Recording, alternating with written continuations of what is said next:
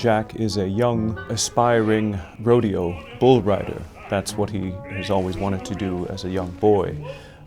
He takes a job for the summer, herding sheep along with his newfound friend.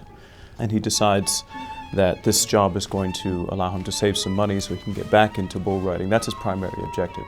He's a very optimistic, happy, sunny, bright personality, and just enjoys life and just enjoys living. That was my boyhood dream. I play the character of Enes Del Mar. At the beginning of the opera, he's a young ranch hand, sheep herder. He is very quiet, very private, very closed off. He doesn't talk a lot.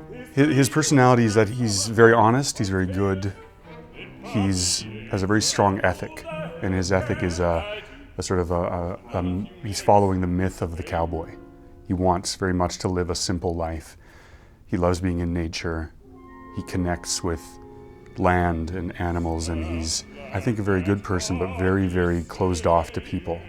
And that affects everything in his life.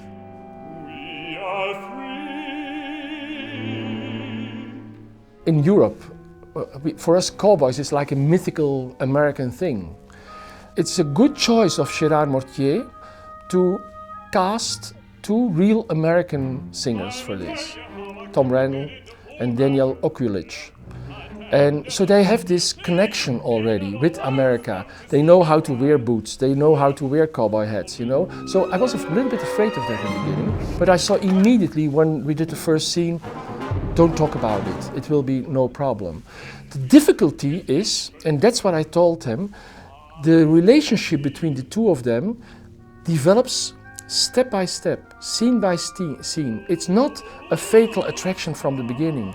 It's just something that happens at a certain moment because they have a night that they drink a little bit too much, that it's so cold outside that they have to stay together in a tent. So it's also the circumstances surrounding them that drive them together. And then the fatal attraction happens, you could say. The point is, these are people who can't imagine doing something like that. They are not aware of possibilities. Both their time, the time in which this opera takes place, which is from 1963 to 1983, and their place, rural Wyoming, completely confines their sense of possibilities. So it's very important to understand that. And in this case, in the case of this opera, also I have been given a wonderful text by Annie Proulx, which is very clear and very concise, as a libretto must be. Everything, I hope, that I have composed is in the service of the drama, an ancient idea, many centuries old, and I just continue it.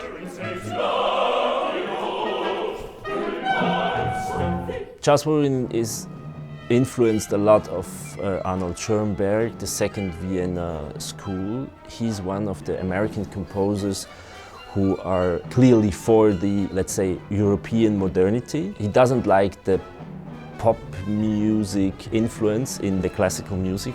He thinks still in this opera tradition with the big works of the 20th century like Wozzeck, Moses und Aaron, Soldaten.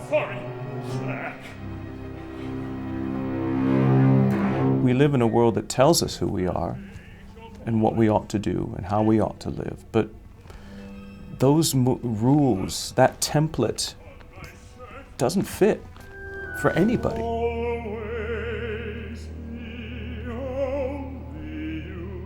The question, how am I going to live and who am I? That's the journey that my character is on. When everything around him is telling him that who he is not acceptable.